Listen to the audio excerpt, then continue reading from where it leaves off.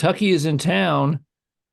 Devo is not with the team, and Arkansas falls to the Kentucky Wildcats by a score of 63-57.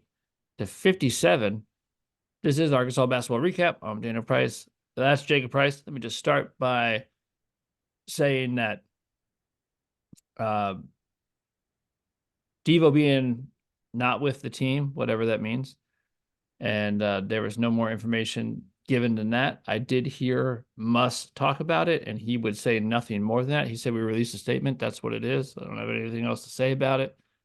I know that Devo's been heavily criticized. I may pay attention to other podcasts and stuff, and other commentators, and he's been pretty criticized this year. But I will say that whether he comes back to the team or doesn't or whatever it is, that hope he's good. The Devo's Arkansas kid, our 4-year Razorback, and did a lot of great things for their University of Arkansas. I mean, had legendary moments for the Razorbacks as a freshman, hitting shots against Oral Roberts, his game against Kansas to propel us to the Sweet 16. I mean, just stuff that goes down as as really great moments for Arkansas basketball. And so, however he's played this year and whatever he has going on, I don't know if it's mental health stuff or family stuff or what it is, but certainly, regardless of how he's played this year, or if you felt like he hasn't, if he's been off, hopefully you're able to acknowledge what he's put into the basketball program and at least be the kind of person that would wish him well and hope that everything is all right with him. Anything to add to that before we get in the game? Yeah, I mean, it's a bummer, and I hope he's okay. I hope everything's okay with his family and himself and whatever. I wouldn't be surprised if it's something going on interpersonally with him, even if it's just his own, struggle with his emotions or something, because, well, like you said, we could tell he's been out of sorts, not just in his game, but he's been out of sorts mentally. I mean, he got kicked out of a game. He had the kick in the groin to that guy. And we commented on the podcast. I mean, you can go back and listen to it where we were going, something's not right with him and his leadership and stuff. And we were even saying back then, I hope everything's okay with him. And obviously, um, it seems like those suspicions were right. Like he has been perturbed about stuff that is beyond the basketball court, it would appear. And I hope it's just something he can work through and it's not the end of the world. But Yeah. we don't know anything, so what are you gonna do? Yeah. Speaking of things that we talked about in the podcast, things that we knew, this is almost something that I said I said a thing multiple times early on. Man, I said it 3, 4, 5, I don't know how many times I said it. And then I stopped saying it. I don't know why. I don't know why I stopped saying it. I stopped saying it, but I'm going to say it now because I said it all the way back then, because I am now believing in my own opinions once again, which is this. Can we stop trying to pretend that Mekhi Mitchell is not the Arkansas Razorback starting center? Can we stop pretending? Can we stop doing this? Okay, I said that over and over and over again at the beginning of the year. It, some reason, went away from it. And I know maybe he didn't play great in games, but his minutes were all over the place. Can we just give Mekhi Mitchell 30 minutes a game, let him play through it, and realize that without him, we don't have the physicality we need? That guy's our starting center in SEC games. Let's just do this, okay? Let me tell you, in a loss, and it sucks that we lost because you feel like we could have won this game. And there are reasons that we lost this game that are preventable, and some that are I don't know how you're gonna change that, and we'll get into those. But at least in this loss, you can say the effort was there. They played hard. We out rebounded an opponent, which That might have something to do with the how many minutes Makai Mitchell played, which was let me look. Uh Makai Mitchell coming off the bench plays 32 minutes. Yeah, it might have something to do with that. I mean, he did in fact. Makai Mitchell's player of the game. In my book, it ain't close. Makai Mitchell has 12 points, 13 rebounds, 4 blocks. Yeah, that's the guy. Um, but And it was more than that too. I don't know what got into him really, and honestly, I don't know what got into the whole team. They all looked. They didn't. They actually no individual player. They didn't have a great game on offense and like or all the way around. mhm. And all we needed was one guy to have another Makai great game. for what you Makai Mitchell had a great game, He all around did. game for who he is, and what, like if you get that from Makai Mitchell every night, you're like, dude, you're the man. And everybody else played better. We Hmm. needed one guy to go off. Well, Tremont Like Mark like struggled. Like he that's came what I mean. back, he Trevon struggled. Mark didn't go off, and I mean, yeah, it could have been anyone. It could have been, you know, uh, Battle. It could have been. I mean, for a second, I thought it might be Lawson. Lawson Hmm. started to play, had moments where he played really well, and I do think part of it seemed like, like just. I mean, it's obviously multifaceted, but both for Lawson and for a guy like Battle, I think it helped both of them, and probably Ellis to a certain degree, although he made a few more mistakes than you'd really want him to. But he also had his moments where he played well. And I think those guys, it's a little bit of the psychological stress is removed. And, it's like the why do so many times last at the end of the shot clock shots go in, it's because you can't think about it. Like a lot of guys break their shooting streaks shooting a last second shot at the end of the shot clock, and it's because there's no thorn in your conscience. It's like I got to make this one. It's like you have to throw it up, and you just shoot it with fluidity. And those guys seem to be a lot looser just with the constraints of what was available. Because Yeah. like Battle's just got to know like there's nobody behind him as much. You know what I mean? Like without Devo there, like he's gonna have to play some minutes. It's Yeah, just for well, you know what I mean? back line, and front line. You're missing a guy. Devo's not there. Brazil ain't playing. You're like, that's a lot. That's a lot of minutes. Lawson, it looked to me like Lawson was like, well, not knowing that if I make a mistake, it's not just immediately Brazil can come in any second. You get the hook immediately. It's like you're gonna have a little bit more leeway to play free because I mean he could put Harris in if you're starting to play really bad. You know what I mean? But you're gonna have to play a lot of minutes because we need some freaking long bodies out there, and we just lost our longest one. So I felt like those guys both, the whole team played a little bit less tight, a little bit more fluid. Battle's defense, I mean, it was better last game, and it Drastically was better. way better. I don't mean he's like we said, we don't know if you can teach that. He might be proving us wrong because like maybe he and it wasn't just that, dude. Like their body language was better. Hmm. Their the No, guys on dude, it comes down. They played with more effort. Like the effort on the little things was dramatically improved. Like the little effort things was dramatically improved. I mean, like the screens were better, the cuts were harder. Like the like I think one of the announcers, maybe it was Jay Billis said it. Who's by the way, you don't notice this all the time. Like when you do get like the A team commentators, by the way, they are better. Like I mean, Mhm. there's a reason they're the A team, and he said like very early in the game, I think it was when we were up 9-4 early, and he said Arkansas is out here with an edge to him, and he said when the ball goes up, and dude, this is a crazy thing to say about this Arkansas team, and so you're like, yeah, and it's sort of like the best way to say the thing that we've been saying. He said that ball goes up, and Arkansas is looking for someone to hit.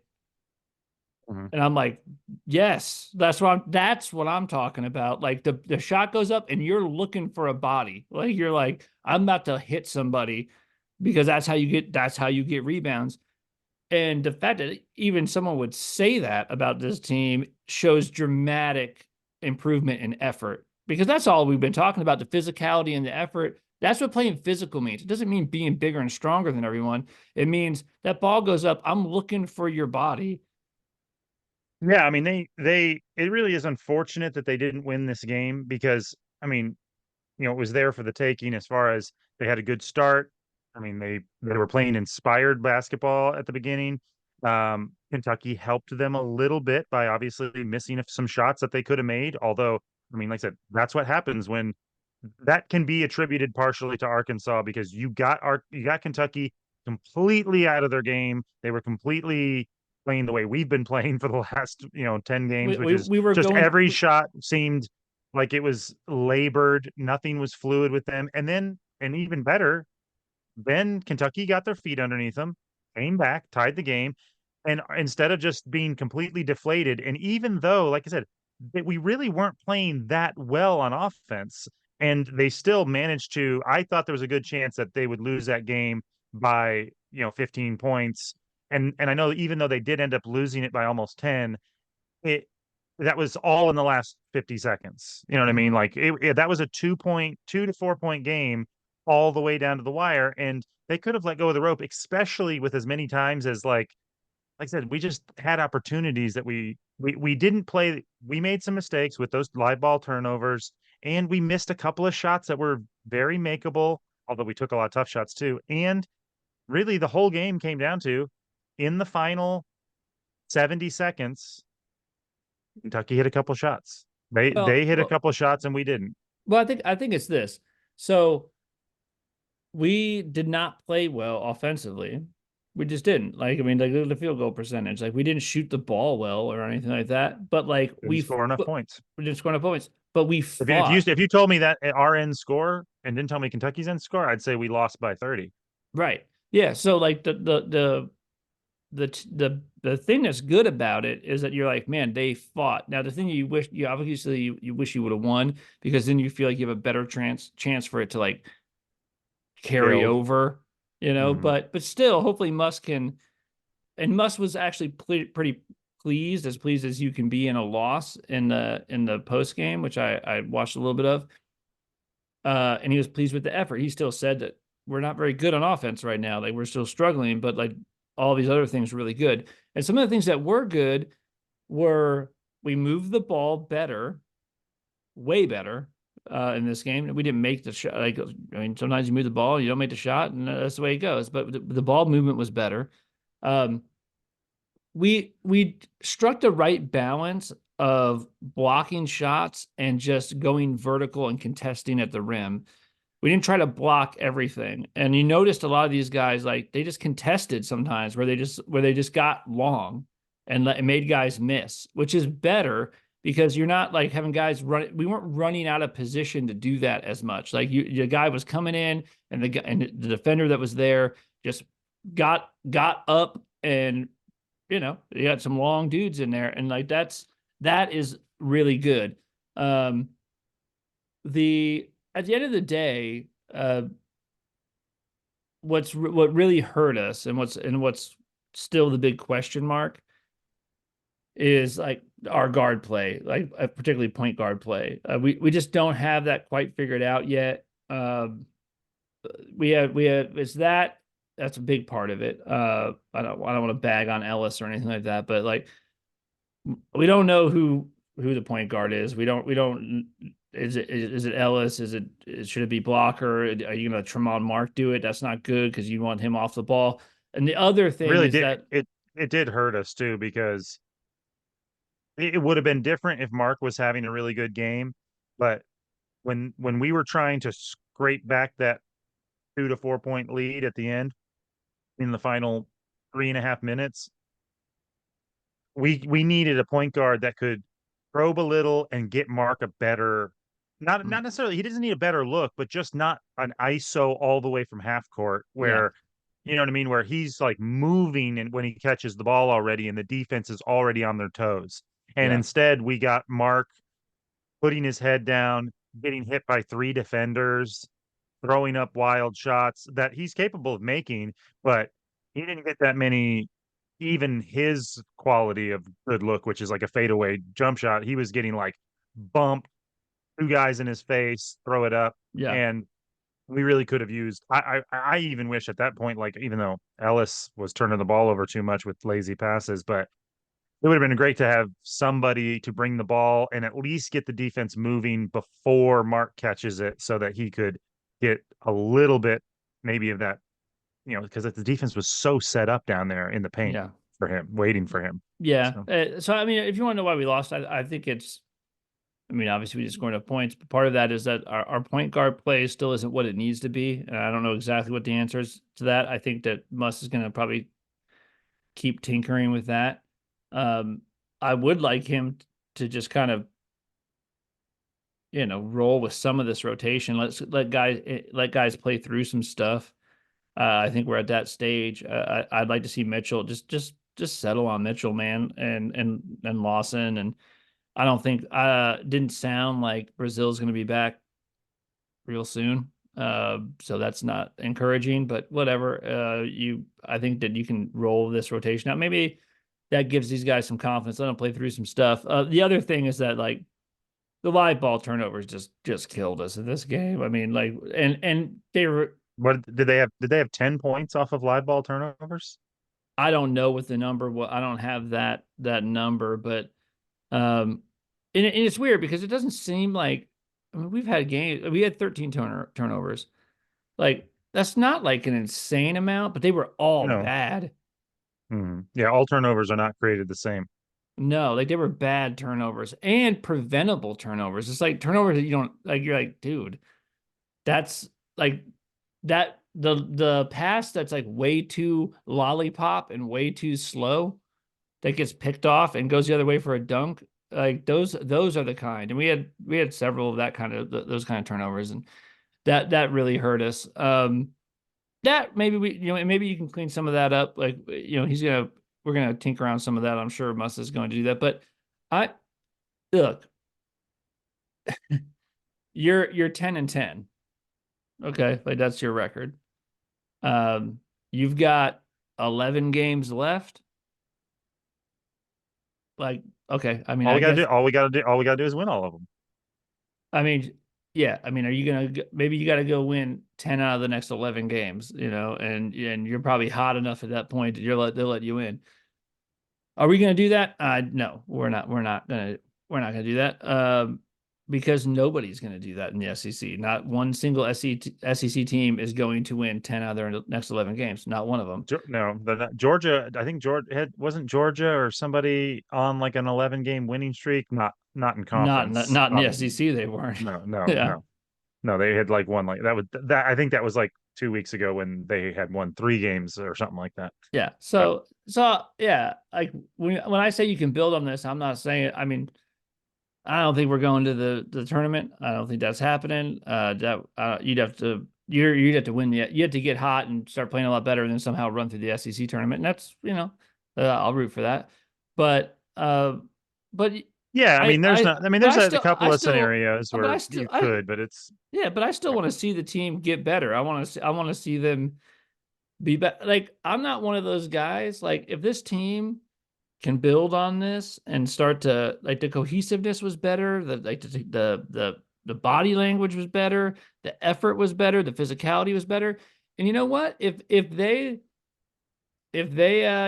start putting it together and they go 7-4 down the stretch, and they end up with 17 wins and 14 losses or whatever, and obviously that's not enough to get you in to the tournament, and you get an NIT bid. I'm not one of those guys that like says like, well, don't take it. I'd say take it.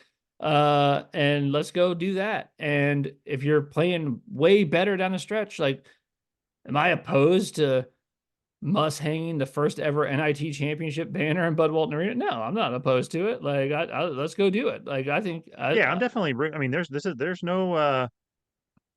no in professional sports sometimes there's a strategic benefit to tanking once you've realized your goals are not going to be met. There's no advantage no, in college basketball to not root for your team to improve and get better and better every week, just for for them, for recruits, for fun of watching, all of it. Like I mean, I want to beat whoever is the next opponent in the yeah, SEC. You know what I mean? I don't want to lose another SEC game. And like I said, there is still faint, brief lottery winning scratch off ticket type hopes that you could yeah. have some kind of magical thing, you know? I mean, yeah, I mean, ultimately, deep in the recesses of my heart, am I hoping that Devo comes back and has some heroic redemption story of like getting over whatever, tribulations he was facing and winning, hitting a game-winning shot that gets us into the SEC or wins the SEC tournament or something. Like, yeah, I'm here for the Hoosiers, dream story. It's probably not going to happen, but I'm still watching and rooting for it. Yeah. You know, Yeah. I mean, So yeah, I mean, I thought, I was, you know what it was? This is a weird spot to be in. Uh, Coming off of some of the South Carolina game, the Ole Miss game, I didn't leave this game embarrassed, and that was good. mhm. No, I honestly like it, the biggest disappointment with this game was just like, ah, man, they really did do enough to win a game that you really wouldn't have expected them to be in. And all they needed was a couple of shots to fall this way or a couple of shots to bounce out that way. And a couple of the guys play. And really, all we needed was we needed one of our shooters to get hot, even just for a brief moment near the end. We needed Davenport to hit some two threes back to back. We needed, or Battle or Ellis or anybody to just get hot and hit a couple of shots on two or three possessions in a row. And it just didn't happen. We just, nobody got hot on offense. And I mean, maybe part of that's connected to the fact that they were playing their balls off on defense, which they were. And I was glad to see it. And like I said, I wasn't at all, I was bummed because I wish they had gotten rewarded for their effort with a Hmm. win. That would have been really nice. And it would have been really obviously something to build any kind of a future season on a significant win like that. But no, I mean, you've got to feel positive about what you saw. I mean, Mitchell looked like he embodied the spirit of you know, friggin' I'm trying to think of a center that who's the Nuggets center? But Or Jokic? Jokovic. I mean, not it obviously wasn't that good, but he was like running the offense. Yeah. You know what I mean? Like he was like coming up, getting like a little bit like Jalen Williams used to do, where he'd come up, ask for the ball at the high post, and Yeah. then set that reverse screen where you like let the guy come across and you hand it to him, Well, and dude, he then was roll getting and then he was rolling. getting to, and he was getting to the foul line and stuff. It's like he figured some stuff out, man. I mean, Well, he was yeah, in, and it was inspired timing all the way through on defense. Like I mean, dude, there was that one possession he either tipped or affected like seven shots at the rim in a row. yeah, They just kept, I mean, and they just missed some, but that's because he had his hand in their face, and they've just had about five different opportunities of point blank layups that bounced off the rim. And I mean, that one that he cleaned that was probably going to be an alley oop dunk if he doesn't get his nose in there.